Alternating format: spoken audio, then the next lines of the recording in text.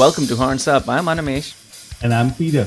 And today we're talking to the High Priestess Nighthawk, founder and frontwoman of the Doomy Heavy Temple.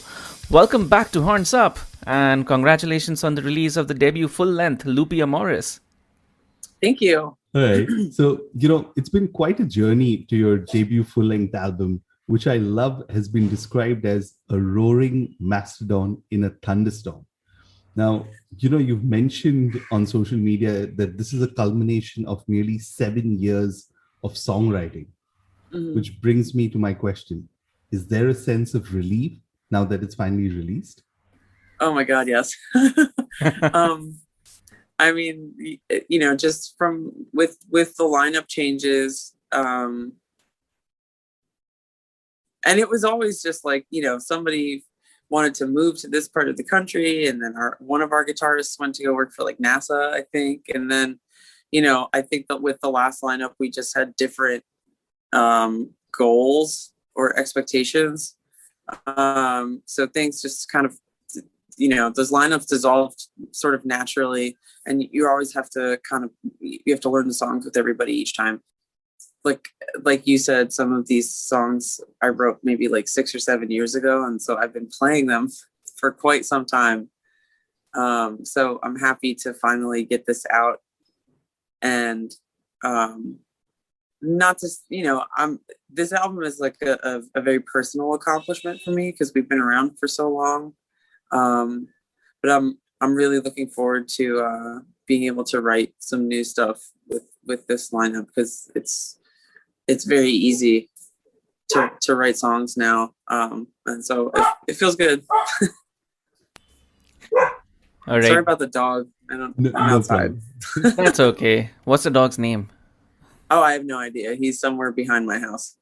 Okay. I mean, there's like row homes, so he's in someone's yard. I don't know where he is. Okay, cool. So let's talk about the lineup, right? What about the current lineup made it the right time to release a full length? And that's actually part of a larger question, which is, what are some of the factors really that made the release possible at this time? How did all the pieces come together? And more importantly, what were those pieces? So we had intentions with the previous lineup to record this album, and obviously that never materialized. So we were just when this iteration of Heavy Temple got together, we had already had these shows planned. So we just practiced a lot, and then we sort of refined all of those songs when we were on the road. And we really wanted to put it out last year. Let's not talk about last year, but so in, I guess, fall maybe of 2019, we had some time, so we were like, we should just record this. We feel good about the songs. So we were sitting on it for a while, and then we were shopping around last year, and then Magnetic Eye reached out, and we knew Jad from the Women of Doom thing, and but Magnetic Eye reached out and wanted to work with us, and I mean, we've heard nothing but good things, so we were equally as excited to work with them. And the concept of the album had kind of been floating around for a while as well. And then just like the video and the artwork, and like I had very specific ideas for what I wanted this album to look like visually, the lyrical theme and all that. But it came together very organically, and it wasn't until someone asked me, like what the process was getting all of the art, like visual and photographs and stuff to kind of align with that theme. And I had to sort of stop and think that, like, I don't know if it was really entirely intentional. And I don't want to say it was a happy accident, but we got lucky. We were really fortunate to work with Gene, taking those awesome pictures, and Alex doing the artwork, and Zach made this new logo for us and did the layout, and just it's a beautiful it's a beautiful album. I was almost a little worried that like the cover was going to make us seem heavier than we were, and that people would expect something more like, you know, Candlemass. Well, I was going for like brutal death metal or something. No, the logo would have to be a bit more illegible, I think. Yeah. But yeah, I don't know. It's just the stars aligned, I guess. You know, cosmically, everything kind of worked out. This lineup feels great. It feels good to play. It feels good to write.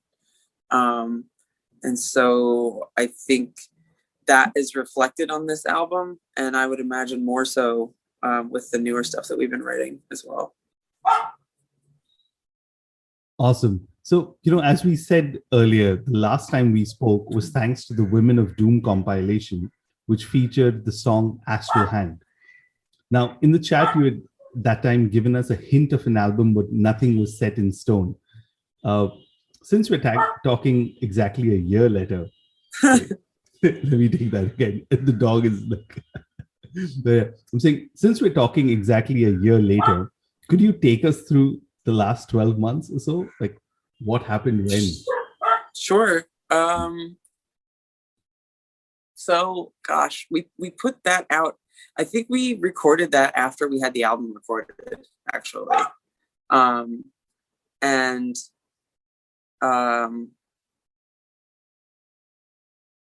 like I said, you know, I think like the first, I would say the first quarter of 2021, you know, what that was when we were getting ready to shop the album, and then everything went to hell. So we spent like the middle of that year kind of figuring out what we wanted to do. And then I think finally everything got finalized in like November of last year. So it's pretty seamless. And again, Magnetic Eye was great to work with. The communication is awesome. So we were fortunate also in that I think maybe we had the order in to get our vinyl done before that one plant like burnt to the ground. Mm-hmm. It was like a third of the world's vinyl production or something like that. So we kind of just snuck in there, being able to release it in the middle of this year, because I know people now are waiting like 8-9 months to have albums pressed. So yeah, we I don't know if I'm spilling the beans, but we have pretty much like another album written, because we haven't been able to play shows, and we live so close together. It just seemed like a waste to not utilize some of that time. So I don't want to like record it too soon and put it out too soon, because then people will just expect us to be putting out albums all the time. And or like you go back to like Maiden and Sabbath from back in the day, right? Like releasing albums almost every year. Oh my God, yeah. Well, I mean, that's also like when your job is just to like make songs, you know. It might be easier to just crank them out. Although, I don't know, it's like I said, it's just been really easy for us to write together. So who knows, maybe we'll put out like a double LP. Because I think everybody, like the reviews that have been coming back have all been really positive. The only complaint I've seen is that it's like not long enough, which is good. If I may say, it's like a doom record at like a death metal or grindcore song length. I mean, overall, right? I think like Rain and Blood was only like 28 minutes or something, right? So we're coming in 5 minutes longer than Slayer. Yeah, it just, you know, part of that is too, with even with the first album and the second album, just because the members were changing so frequently. And also I started this band in Delaware here, and usually when you tell people that you're from Delaware, their eyes just kind of like glaze over and they don't care. So when you're like Philly, they're like, oh yeah, I know where that is. So it was hard. It was hard to find musicians that wanted to tour. It was hard to find musicians that could like dedicate the time that I never demanded anything of anybody, but it was like, hey, I want to go on tour and I want to do these things. And if you want to do that, cool. But if you don't, then, we got to figure something else out. The songs had been written in groups, if that makes any sense. And so I feel like the stuff that we're writing now doesn't sound the same as the stuff that's on this new album, the Lupi Amoris. And that's part of the reason that they've been so short, is because, you write a couple songs and, like, let's record this. And then, somebody moves to Seattle and then you're like, shit, let's record this. So you record it and then somebody goes to NASA and you're like, shit, okay. So next time, more songs for sure. Well, it certainly feels like the band is in a good place right now. But I have to ask, because of the shit show that last year was, you guys obviously had a lot more time, right, to work on this, especially when it comes to things like artwork and the visual, the look of it, etc., the marketing of it, or even the distribution of it, etc. Did you end up spending more time on those aspects than you thought you would have to? The question that I'm going for is, did you end up second guessing yourself in any manner when it comes to those aspects? For sure. I mean,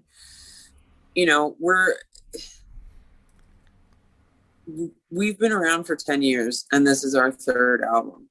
And from like,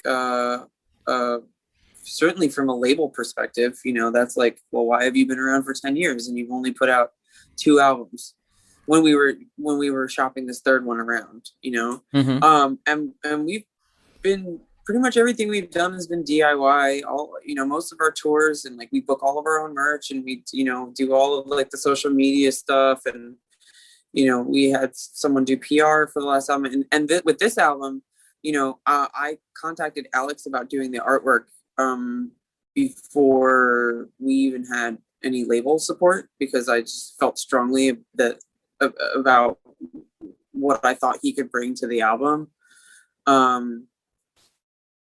Because we were considering it, just releasing it ourselves, just because we didn't want to wait. We wanted to get it out there. It's like, okay, well, we finally have a record now that we can put out. We finally have like a solid lineup. Everybody's on the same page. We should just put this out. So that was something that we took into consideration. But to speak more on the second guessing aspect of that, we haven't, we played our first live show in 15 months. And we're not sure even now that this album's coming out tomorrow. We're not sure how we're going to be able to tour to support that, because everything's just kind of, it's opening back up. It's like still kind of weird, feels kind of weird. So the thought certainly was, is this going to be well received? Just like nobody's heard anything from us in, I don't know, whenever Chassis came out, 2017 or something like that. Shit. So yeah, so that's that's a long time to not put something out. But as I said, the response has been overwhelmingly positive, and there have been people commenting on some of our social media posts about like, oh, I saw you guys back in, when it was me and like my first drummer, who was like this 18-year-old kid who just wanted to play. I didn't know he was 18. He was like, I'm 21. He just always forgot his ID when we went to go play a bar. Wow. Okay. This is a little bit suspect. But yeah, so it's just really humbling and very flattering that people are as into this record as they seem to be, and hopefully we can, play these songs outside of our basement. Alrighty, so let's talk about Lupi Amoris a bit in detail now. I read that the album's concept, lyrics, and message draw from The Company of Wolves by Angela Carter, which is a story that takes the traditional tale of Little Red Riding Hood and paints it superbly with this adult view of sexuality and power. Is that right? Right, largely? Yeah. So I guess the shortest version of that story is that I, about 6 years ago, when I started writing some of these songs, I met my partner, who was the one who introduced me to this story. And oddly enough, we met at a festival in the woods. So I just sort of, I used that narrative and sort of tailored it to my own personal experience. And it's also, it's been like a life altering relationship. I know it's cheesy and not very metal, but I just like wrote a bunch of love songs. And then I was like, how do I make this metal? Oh, I know. I'll just make it about wolves or something. No, but I really do like the story. As a woman, I value my autonomy and my independence. And I think that, most fairy tales are dark, or have a darkness to them. And I think that the darkness of Little Red Riding Hood is that the wolf is, lust and desire and danger and sensuality and all this stuff that women are not supposed to embrace, or that we need to be protected from. And, that's unequivocally not true. So yeah, I just felt like that story and my story, they lent themselves naturally to one another. All right. So is there a deeper message to Heavy Temple's music, or should and can there be? I mean, I always kind of wanted the experience of going to a Heavy Temple show to be like church, and not in any sort of like worship way or whatever. It's, it's when you're like in a room full of people, and some of them are your friends, and some of them are not your friends, and some of them are friends that you just don't know you're friends with yet. I mean, you've been to shows, what that energy feels like.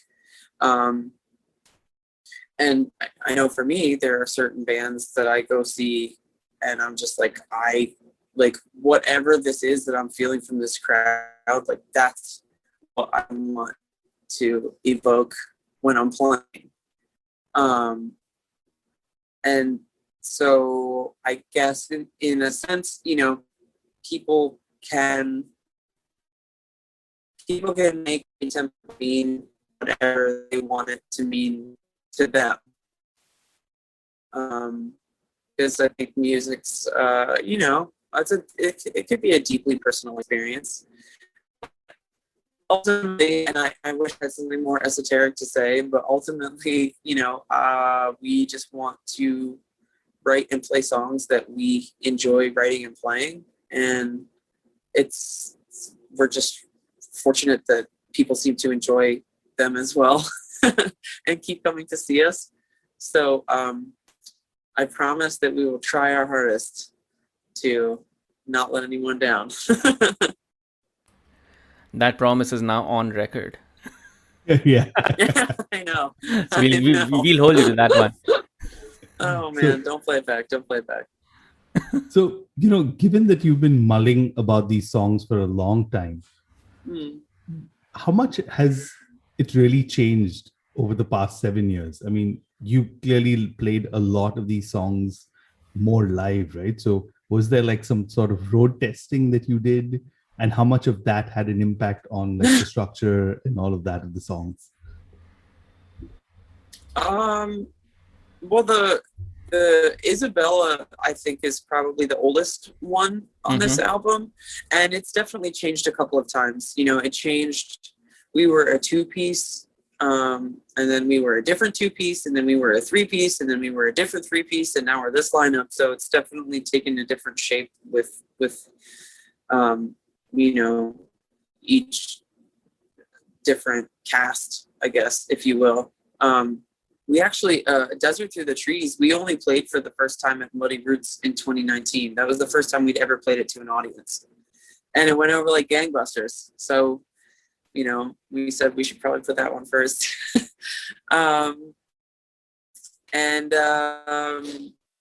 The instrumental track came sort of, we weren't sure if we wanted to write words, but then we just decided it sounded really good as just sort of a standalone piece at the end to wrap up the album. But I mean, they've all taken a different shape.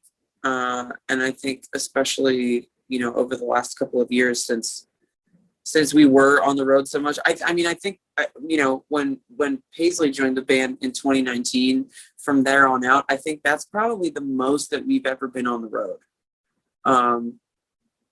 And that whole time we were playing mostly these songs.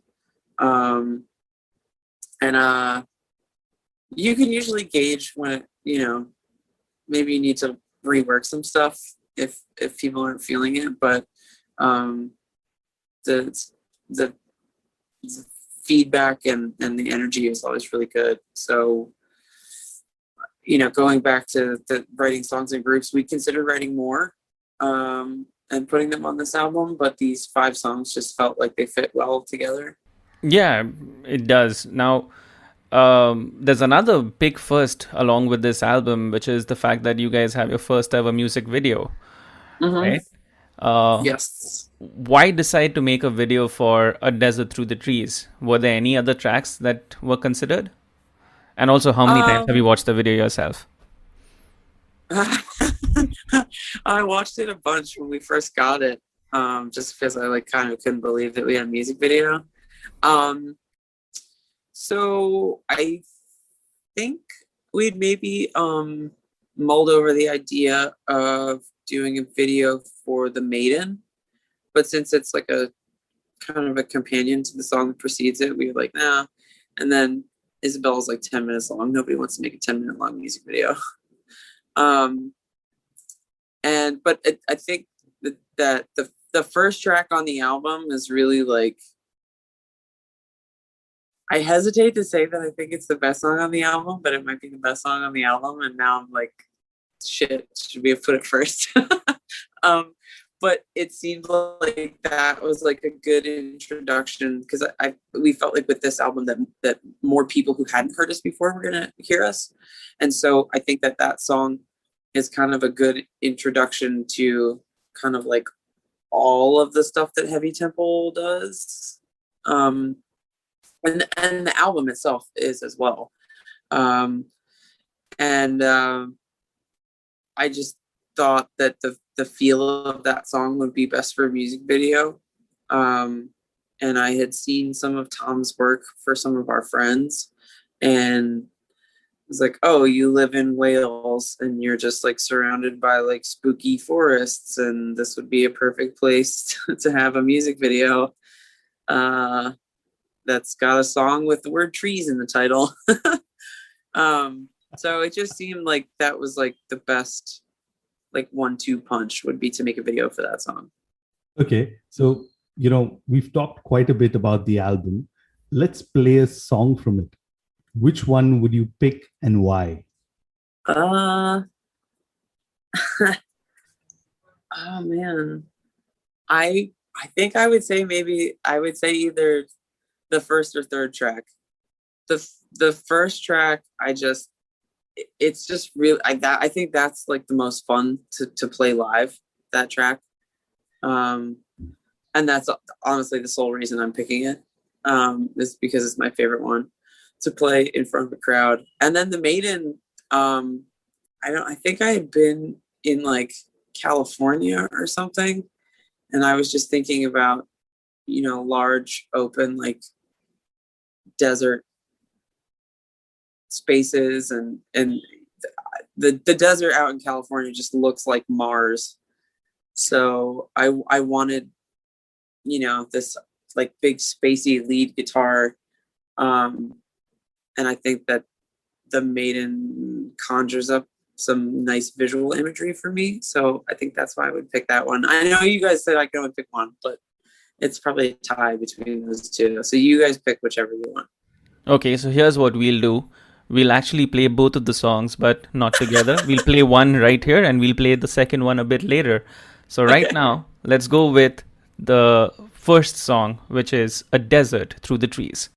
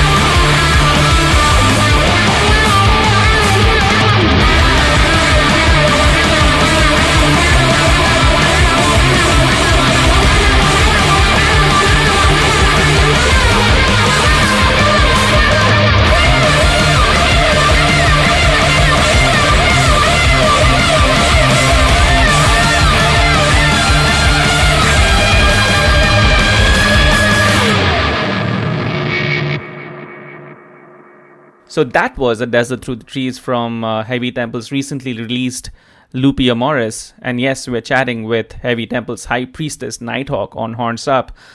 Now, the band recently played its first live show in over a year. How was that? How did it go? It's really weird to see more than half of someone's face.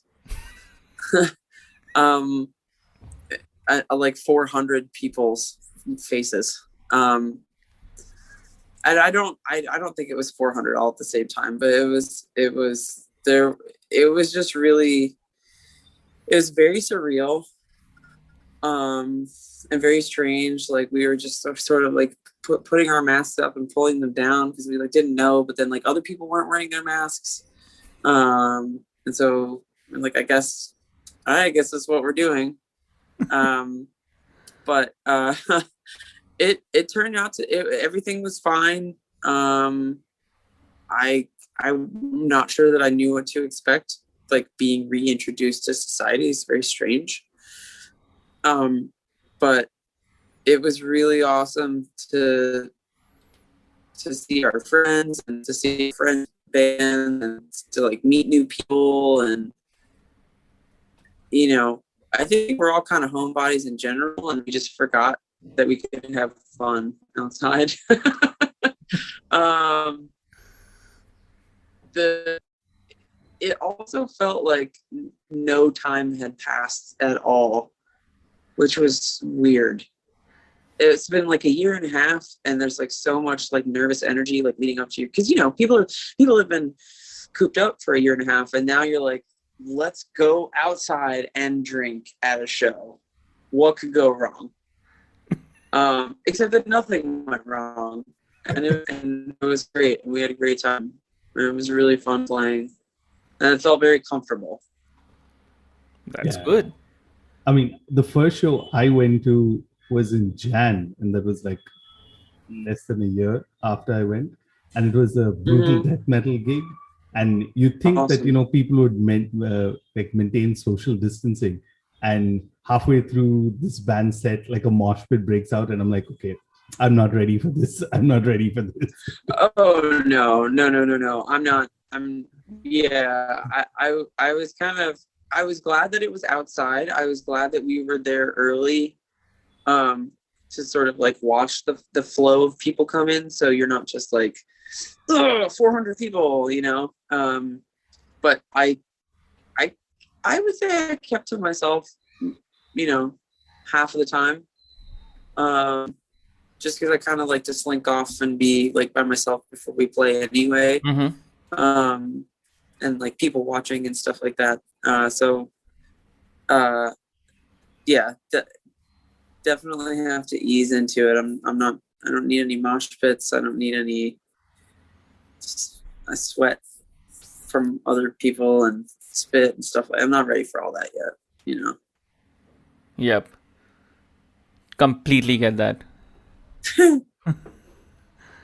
Okay, but before the live gig, there was the Day of Doom live stream in May, which I must say was excellent. I really enjoyed watching that. So what's the difference between, performing for a camera versus performing for a live audience? I mean, is there any upside to a live stream gig, to be honest? I was going to say, if you fuck up, you can just do it again. You don't have that kind of time when you're on stage. So that's like the primary positive for doing a live stream. It's surprisingly, I think it's easier to just play a live show. A live stream, there's a lot to coordinate. You have to make sure that you're synced up, and then like if you get 4 minutes into a 5-minute song and someone plays the wrong note, you can't like punch in really, you could studio magic, but you know what I mean. It's easier to just, if you're playing live and you screw something up, you just kind of keep going, and then like nobody remembers.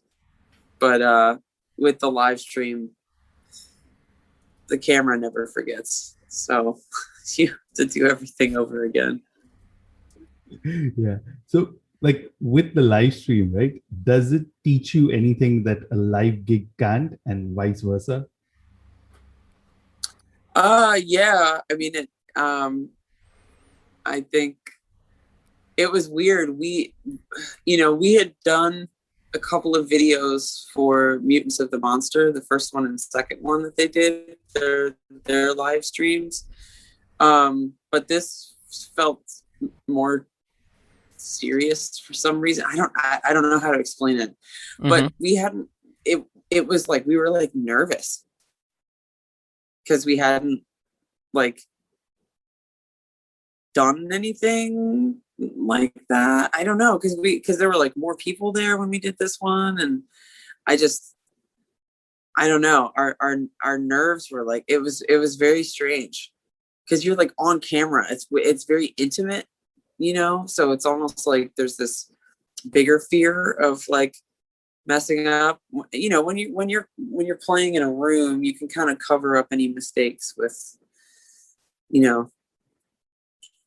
just the feedback or whatever, but it's very intimate when you're being recorded, and you have to be quiet before they record, and it's this very serious process. So just the energy is different. Patience teaches you patience for sure. Fantastic answer. Okay, coming back to live gigs, you have a show coming up next month with Ruby the Hatchet. Do you have any more shows planned in support of the album release? We have, I think we're doing actually another show with them in September. And then we're going to be playing Muddy Roots again this year, which will be awesome. I'm looking forward to that. But I think, we would definitely love to tour. We would love to come overseas. But it will just depend on how things shake out, but I mean, we're open to whatever. I think it's case by case basis, and of course safety first. But I think we're definitely itching to get back in a hot band for days on end, and meet people and play shows and eat different food and see weird shit, and we're ready. Just saying, India has all of that to offer. Okay. All right. Well, let's do it. I'm ready. All right. So on that note, let's play the second song that we talked about earlier. Here's The Maiden.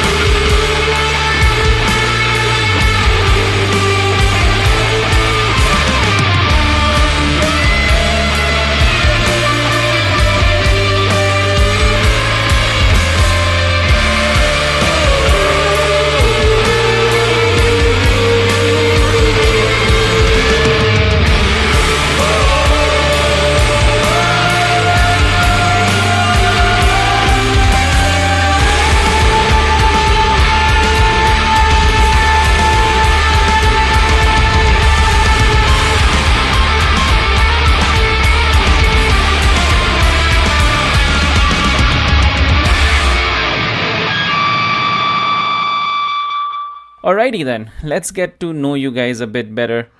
I have to talk to you about your star-shaped bass guitar. What's the story behind it? Did you always want a star-shaped bass guitar? And being a bass player myself, it's such a unique shape. What's the learning curve to using it properly? Don't use a pick is the first thing. It's like it's impossible. You have to like reach around the one of the points to like really. So only finger picking. I mean, I guess it's a funny story, or it might not be funny at all. I was just sitting around with some friends and we were talking about pointy basses because we were talking about like metal, like instruments that look super metal. So we were talking about pointy basses, and I quite literally just typed pointy bass into Google. And that was like one of the first ones that came up. And well, yeah, it makes sense, right? And then one of my friends in particular was very persuasive and persistent until I did buy it. And then it came to my house and it's just sat there for like maybe a week or two because I saw it and I was like, man, I'm going to look like such an asshole playing this thing. I felt like I didn't deserve the instrument, if that makes any sense. And then my friend who convinced me to buy it just picked it up to noodle around on it. And I was like, okay, this looks cool. And I should probably just do it. I should do it because I just bought it. So now I'm like, I get my money's worth. I love the long neck. It's great because I like jazz basses anyway. And I like to noodle up there sometimes. And it just fucking looks cool, I mean, that was part of the reason that I was like, am I going to look stupid? Because if this bass sounds like shit, I'm definitely going to look stupid. But it sounds great. And once you get used to it, you kind of don't, rather I should say, once you play something else, you're like, oh God, but this isn't a star bass. It's an interesting shape, to say the least. Definitely. So here's another one. How did Lord Paisley and Byron Lycan become part of Heavy Temple? So the Baron had been doing our merch for a while and also a drummer. And once you spend, 3 years going to shows, you just know the drum parts after a while.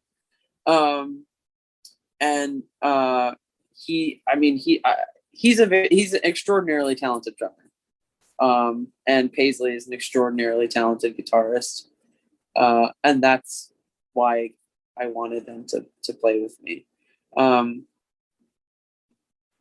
Paisley, we knew each other through friends and bands, and we've all kind of been like floating around in the same circles for a long time.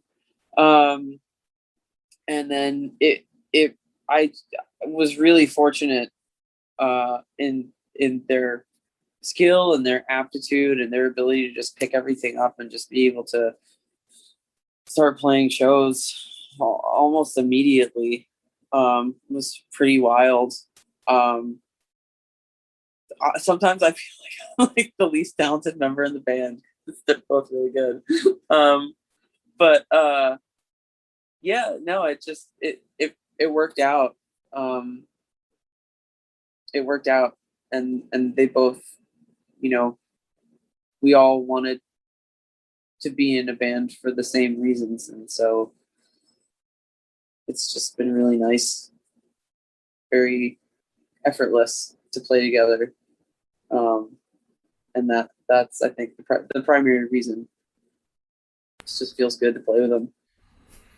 Cool. Okay. So I have to ask, Lord Paisley, Byron Lycan, previous lineups included Rattlesnake, Pterodactyl, Archbishop by Guest, Siren Temple, and even a Thunder Horse. Of course, High Priestess Nighthawk. what's the deal with the synonyms or the stage names? I mean, do you guys come up with them yourselves, or are they bequeathed or anointed onto you, or does it all So, like come together? sometimes, sometimes I like that, anointed. Sometimes they are given, and sometimes they are chosen. Okay. But I don't know. I mean, there are people who know what our names are on our birth certificates. But I mean, part of it is just, I don't know. We're just people. And I think that there's like some sense of like anonymity to just like, it's kind of nice just like being in a band and like nobody like really knows who you are, but also that like Paisley and Lycan and Nighthawk, like I feel anyway that's like, we're like our truest, those are like our final forms when we're on stage. So even though you're playing with this moniker, it is actually like your real like raw self when you're playing. And I mean, if I can be honest, I just didn't, I'm like kind of shy sometimes. So I was like, maybe if I just give myself like a fucking fake name, I won't have to, I'll do like a costume change and then like nobody will know who I am and I won't have to talk to anybody because I'm like find myself to be socially awkward. So that's kind of how it started. But then people seem to enjoy it. So, everybody can pick their own heavy tempo name if they want. I completely get where you're coming from. You guys can pick names. I'll assign you names if you would prefer. Everybody's a disciple. So, Kaching, that's a merch idea right there. Personalized call outs, personalized names. Oh, that's good. That is good. Yeah. Yeah, we'll have like a heavy tempo name generator. Exactly, right? Pop that on the website. Okay, this is good. I like this brainstorming session that we're having. We'll cut you guys in too. Royalties and all that. Fantastic. Done. But you mentioned earlier that you have almost an album's worth of music, right? That you're working on. Mm-hmm. What can you tell us about the songs? I mean, especially because this is the first ones you're writing with the new lineup, right? Yeah. I think that they are a really great reflection of all of the things that we are inspired by. And I think I try to stay away from comparing bands to other bands, but also like, if your band sounds like Deep Purple, I'm going to say you sound like Deep Purple because Deep Purple is fucking awesome. So on one hand, I'm like, I don't want to like list our influences specifically because I think that is apparent when people hear these songs.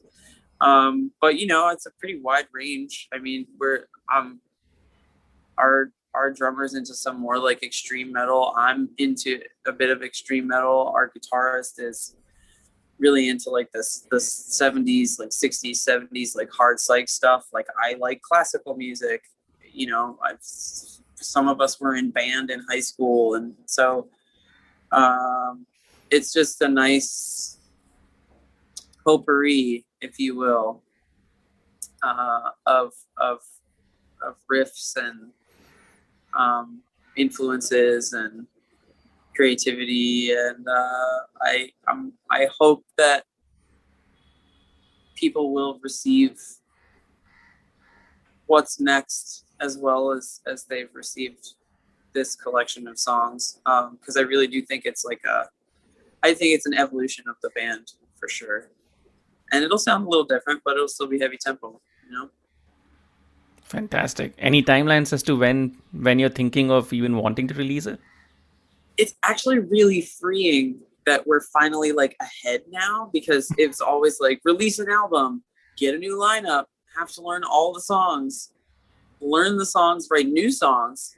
Somebody leaves right before you record the album, then you record the album, then somebody else. So it's like, it's nice that we are like, we don't have to play the same songs all the time. Like this album is out now. We can play these songs for, 6 months, and then we can start working this new stuff in and just kind of do what we want. But I think now that we're writing as frequently as we are, we won't have to wait as long to put stuff out. So I would say hopefully within the next year, we'll be putting out another album. Can't wait to hear it when it eventually does come out. Barring any more pandemics or an asteroid or whatever, we'll be putting out some new music. Yeah. We don't know what the future holds. Hopefully it holds more Heavy Temple music. I hope that as well.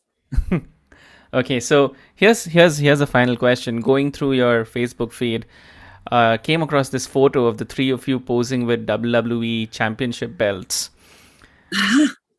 I have to ask, are you guys fans of pro wrestling or sports entertainment at any level? I have always enjoyed wrestling for the pageantry, and maybe that's why I liked stage names. I don't know. But we just watched Pumping Iron together at band practice the other day. I don't know if you guys have seen that. Fantastic movie about Arnold Schwarzenegger and everybody else in the 70s taking like a shitload of steroids, I'm sure. But we do enjoy some sports. I myself and my drummer, we both like MMA. He likes soccer. Oh shit. Paisley and Lycan like to play soccer in the street at band practice sometimes. So, we've been talking about, actually, it's interesting that you bring up sports because we have been talking about working out as a band because we have gotten remarkably fat over the last year. And who hasn't? We want to look, we were like, yeah, we could like look good on stage instead of like tired. and with bad cardio.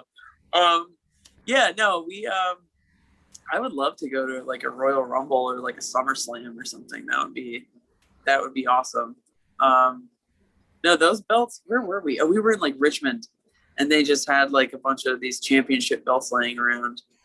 And then we stayed at some place in like Alabama, and they had like these cat heads that we all wore, and we've either played at or stayed in a lot of places that have like props laying around. I'm not sure why that's a recurring theme, but we'll see what we can get into. Some more elaborate costumes. Cool. So on that note, thank you so much for taking the time out and chatting with a couple of boys from Bombay. I hope this was worth your time. Thank you guys so much. Oh, absolutely. It's very nice and kind of wild to talk to you guys a year later. But we'll see what happens, and maybe we can hang out in 3D sometime. Yep, in 3D. Mm-hmm. Damn, that's a nice way of putting it. Mm-hmm. Yeah. Yeah. Breathing oxygen together in the same room. It's like. Yeah, hopefully breathing only oxygen together in the same room.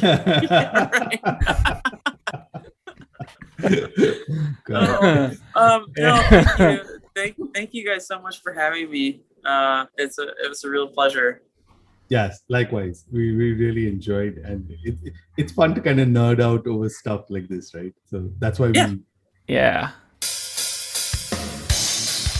On that note, ladies and gentlemen, that was High Priestess Nighthawk from Heavy Temple. Any other bands that you want us to chat about, let us know. We are available as always at hornsuppod.com or on Twitter at hornsuppod. As always, I'm on Twitter at Asmawani. I'm at Trend Crusher. And this was Horns Up. Horns Up, guys.